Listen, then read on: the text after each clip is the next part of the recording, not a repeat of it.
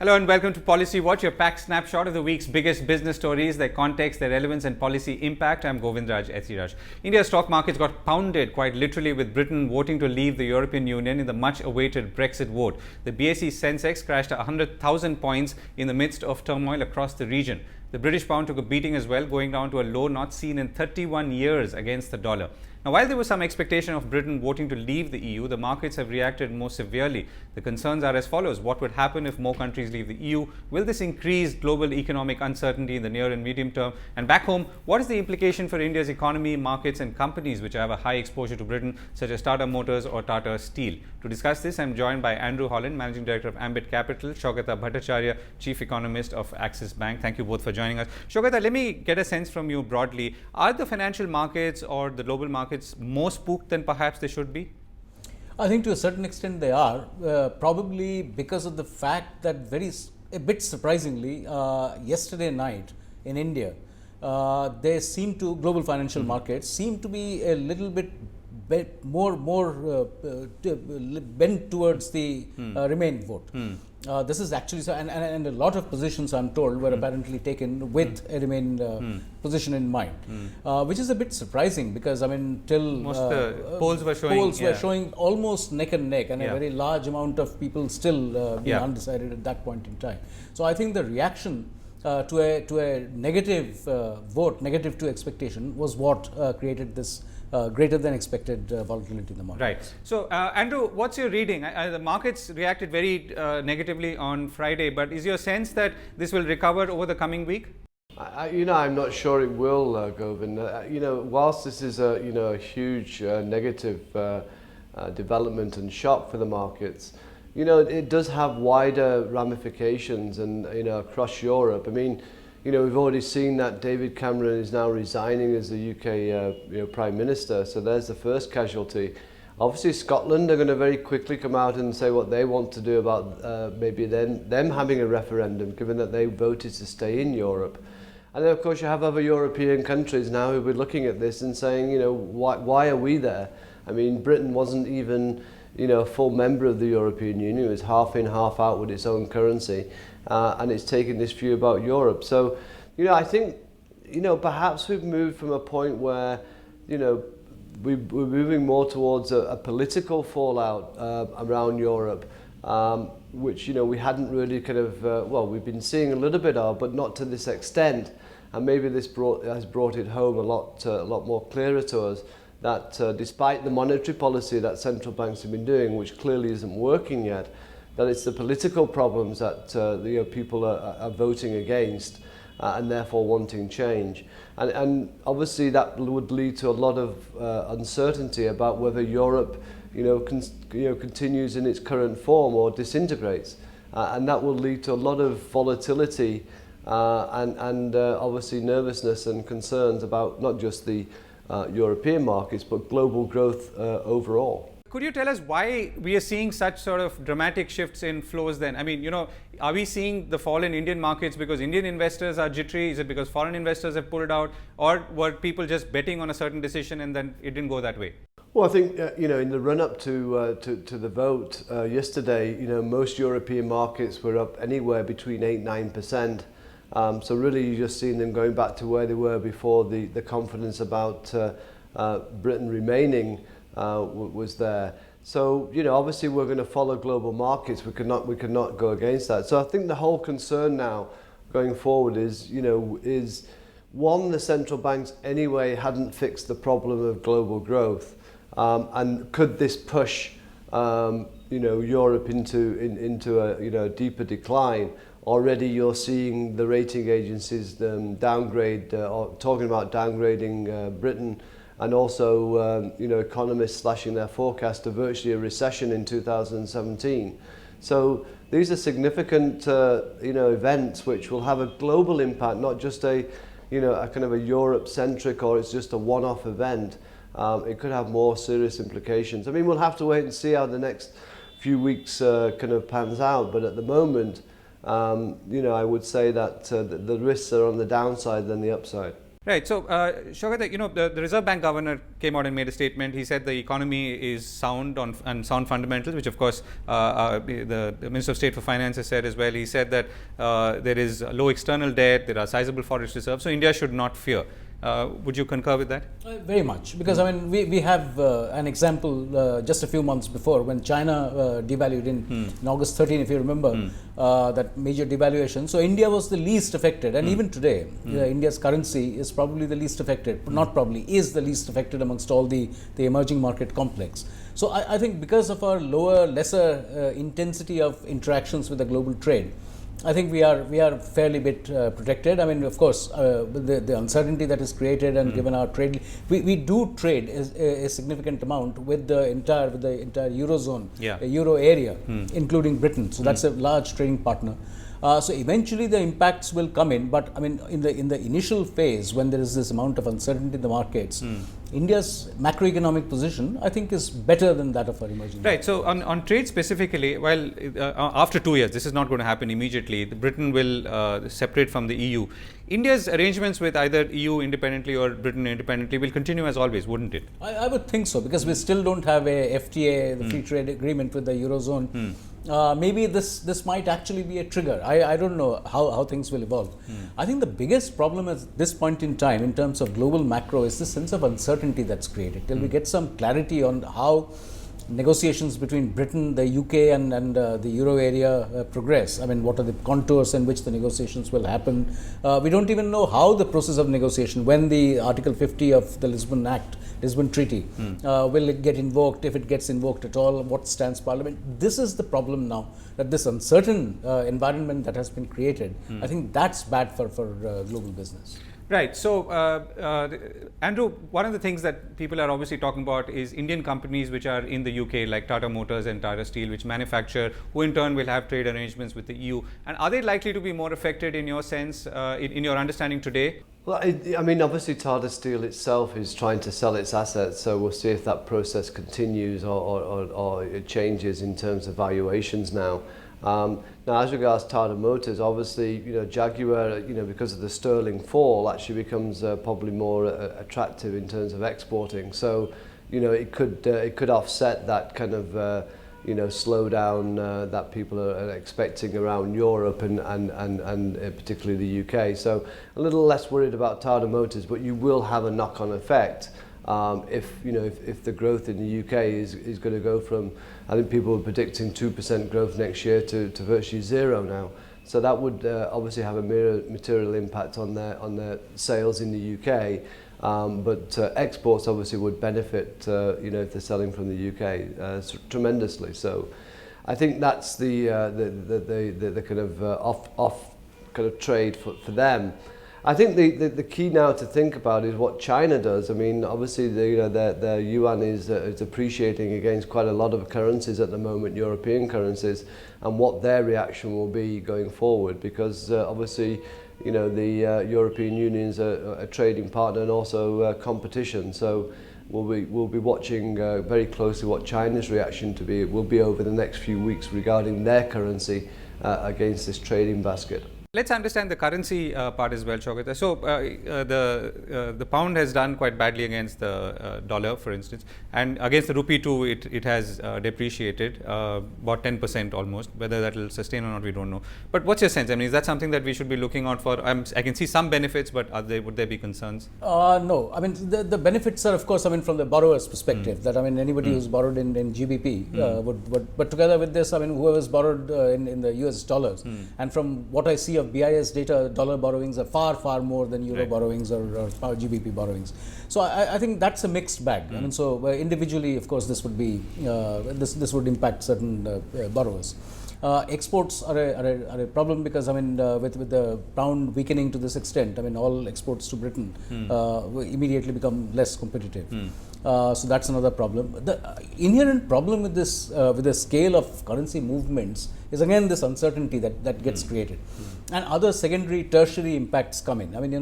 If the dollar yen becomes stronger, that's an incentive for banks who do business in India, say for instance, to repatriate part of their profits abroad to get that return from the currency appreciation. So I mean, a whole bunch of flows get triggered, not just from trade flows or investment flows. Trade capital is yet another area of concern, because a lot of trade capital used to originate. I have a feeling it's come down significantly. A lot of trade credit for Asia used to originate in Europe. So during the great financial crisis, the 2008 crisis, there was a massive squeeze on trade credit. So that has a bad impact on exports. So things, we need to understand the contours of who holds what before we get a sense of who are the people who might be affected. Right. Andrew, your prognosis for the next couple of weeks, or if not a little ahead, where is it going to settle down? What should we be watching out for? So I think what we've got to watch out for now is obviously the move by Britain now in terms of what the next steps are, and hopefully we'll be hearing that from the Prime Minister shortly. Obviously, it still has to go through Parliament. You've got to evoke Article 50, and then there's a whole bunch of negotiations which go on for at least 2 years. But in between that time, I suppose what we'd be looking at is, you do have some Spanish general elections this Sunday. I don't know what that means for those elections, whether it changes anything or not. But obviously you're going to hear a lot more European countries talk about them having a referendum. Quite a number have already kind of highlighted that today.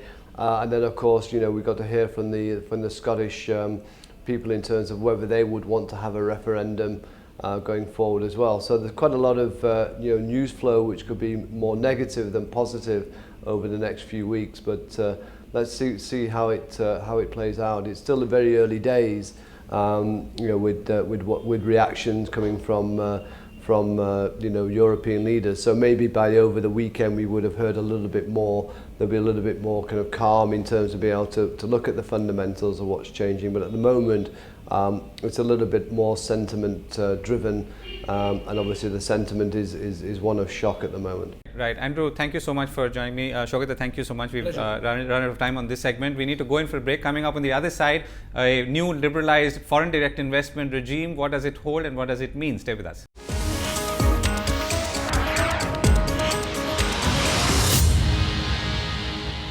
Welcome back to Policy Watch. The government has announced a series of steps in opening up foreign direct investment into India in a step it called radical liberalization of the FDI regime into the country by easing norms for several sectors, including pharmaceuticals, defense, civil aviation, and food retail. Now, the new norms have different implications for different sectors, but in many cases, including pharmaceuticals, civil aviation, and defense, 100% FDI has been allowed. Now, the question we are asking is, what do these moves mean specifically and in terms of larger business and investment climate? Could this mean more investments coming in, and where, and what can we expect, and what more importantly needs to be done? To discuss this, I'm joined by Kewal, Handa, former managing director of Pfizer India, Keyur, Shah, partner Ernst & Young, and Debopam, Chaudhari, chief economist at Zyfin. Thank you all for joining us. Keyur, let me begin with you. What's your overall sense when you look at this? If you look at what the Economist called a slim list of enticements.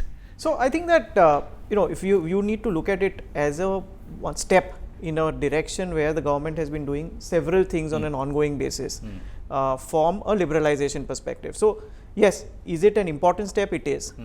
Is it something which is so earth-shattering? No, but I think directionally very, very important.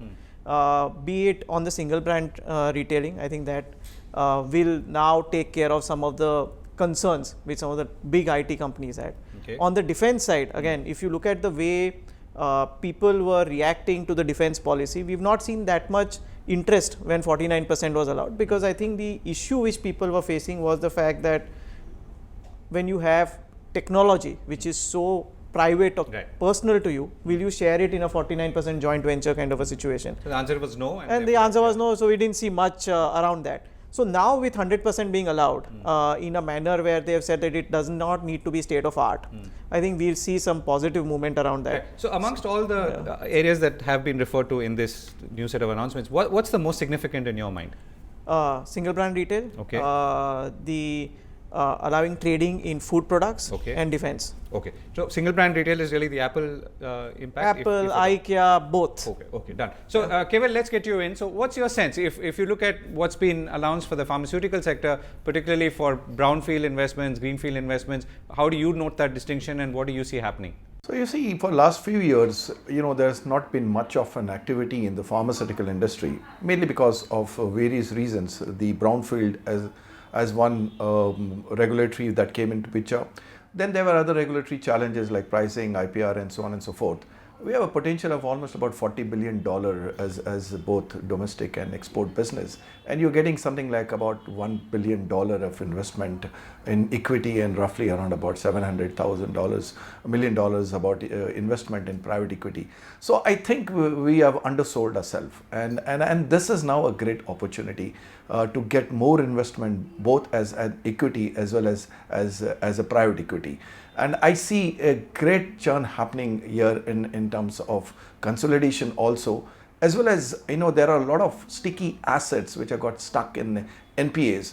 And you will see a sudden revival of these assets, mainly because of the government initiative also to release these assets, as well as the interest abroad, because these assets are valuable assets for global companies. If you were to look at the Indian pharmaceuticals environment, I mean, where do you see those investments coming in specifically? I mean, I don't know if you can name companies, but who are the potential beneficiaries of increased investment, let's say for brownfield, which is 74%, or greenfield 100%, which was already allowed? So I think it's both the large companies. You would see some of big mergers happening. Probably in the top 10 companies, 1 or 2 companies are possibility of being acquired, and you can see a whole lot of things happening at mid-level also. So I see an opportunity happening both in taking a brownfield project, mainly because it gives an asset which is domestic asset, as well as gives an asset which is an export assets where the generics are exported across the world. I think this is something which a lot of companies would value, and they will pick up a large company as well as mid-sized companies. I'm going to come back to you in terms of what is the message that this sends out in a more composite way. But Debopam, before that, if you look at the inflows, we had about $38 billion last year, which was a record. Now, do you see that continuing, or are there other headwinds that we have to reckon with? So Govind, the reforms couldn't have come at a better time than this. Mm-hmm. So we are, on one hand, we are celebrating 25 years of the first time Indian economy was opened by Dr. Manmohan Singh government back in 1991. And after that, really didn't much happen in the previous decades. So, and also if you look at the FDI flows that has happened in the last 1 year, you said that India got record-breaking numbers. However, if you look at the BRICS number in totality, there was a 6% decline. So this is a time when the BRICS concept is losing steam. And I have some statistics here for you. So India ranks 10th. India has been able to retain its 10th rank in terms of FDI attractiveness. However, number 1 is US, and US improved itself from 3 to 1. So you can imagine the type of growth US saw this in the last year. Interestingly, Ireland improved from 11th to 4th place. Switzerland improved from 38th to 6th. So these are the countries. There's a big global churn happening. Exactly, and the developed markets are once again being favored for FDI, and the emerging markets are losing out. So in order to improve the sentiment that India is a place where ease of business is there, India is open to them. On one hand, when our industrialists are planning to go and buy that auto company in UK or that pharmaceutical company in, say, Brazil, these companies should also be allowed in an unrestricted manner to do the same in India. So I feel this growth is going to happen. This is a very positive message that has gone out from the ministry. But we're also, as you say, fighting a slightly different battle now, or a different battlefield. Because of the kind of countries that are competing with us. Exactly. Okay, that's changed. Yeah. So, one of the points Keyur was made by the government was that this is now the most open economy in the world for FDI. What's your sense? I mean, when you talk to your counterparts elsewhere in the world? So again, if you look at where we are right now and where we began from, I think around 91% or 90% of all sectors, now it is almost automatic investment. So we've come a long way from where we were. There are certain economies where, to a great extent, from a exchange control perspective, there are no restrictions, right? Because there are no exchange controls in many countries. So yes, for them, there is no governmental approval required for many of those sectors. So in a way, yes, we are much, much better off. But is it that we don't have exchange controls? We still do. So we are amongst the emerging markets. I think we are much better off. But if you look at overall, I think that many countries don't have exchange controls. So therefore, that doesn't really matter. The other thing which one also needs to look at is artificial entry barrier. So there is one entry barrier which is created through all of these policies, but there is barriers through taxation where there are duties, etc.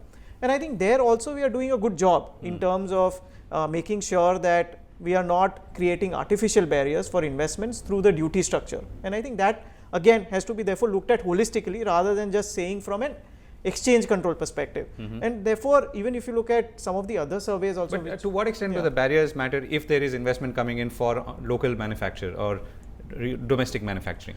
So they do matter in a manner where if you have a situation where there is, for creating the local manufacturing, there is some amount of imports which need to be done. Those barriers do matter. Okay. And you think you feel that's significant?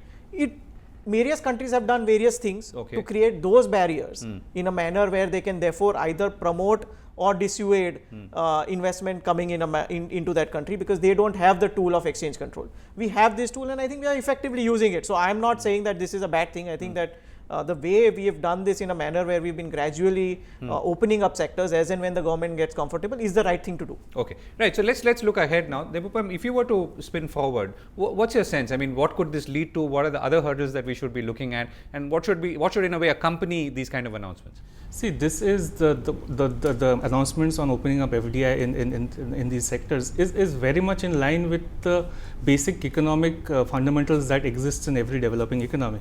So we economists call it the theory of comparative advantage, where I do what I do best, you do what you do best, and then we will exchange our notes at a point of time. So this is exactly what is happening, and this is how things should happen. Even if you look at obviously international economists are all very significant proponents of such things. Right. Even Indian economists like Kaushik Basu, if you read his development books, books on development economics, he suggests that manufacturing economy driven by foreign capital is the only way out to raise the standard of living in rural India. So it's a connected world where global capital will improve Indian manufacture, which will improve the salary levels So the benefits are fairly clear. So Kewal, let me get you in here quickly. So what's your sense, if you look at, again to refer to my first question as well, what the pharmaceutical industry needs in India and what it could potentially get given the global environment in pharmaceuticals more again specifically, how do you see things shaping up?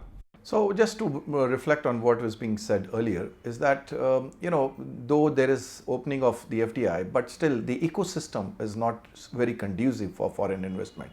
Let's look at uncertainty on pricing, uncertainty on patented drug pricings, uncertainty on the regulations of approvals of products. I think these are the things that we need to put in place. If the hygienic factors are not there, you will still not see a lot of investment happening. Similarly, in the area of CRAMS, there is no clarity on the clinical trials and the process of clinical trials.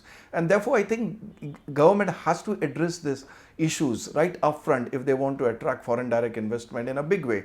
And particularly if you want to attract foreign direct investment in newer areas, these are things that you need to really address it. Now, what does it mean for Indian companies and what does it mean for foreign companies? For an Indian companies, a lot of companies in European companies as well as in Japanese companies are looking for a joint partnership where they would be an investing partner, majority maybe, but they would still like to have the management done by the Indian guys. I think that's a model that perhaps would emerge as we go forward, where the Indian entrepreneurs will still manage local companies with an investment coming from outside. There are a lot of companies, generic companies, who would like to buy these assets, and a lot of the proprietary companies who would like to play in the generic field would like to come to India for low cost manufacturing and for the fast getting the ANDAs. A lot of battle is going to be fought on ANDAs.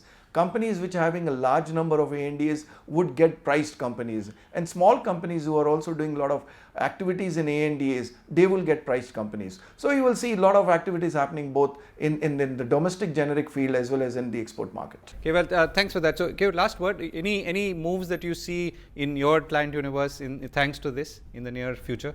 So I think we've seen already a lot of inquiry around single brand retail and on the defense side. I think that we'll see, and we are hoping that there will be more constructive developments there.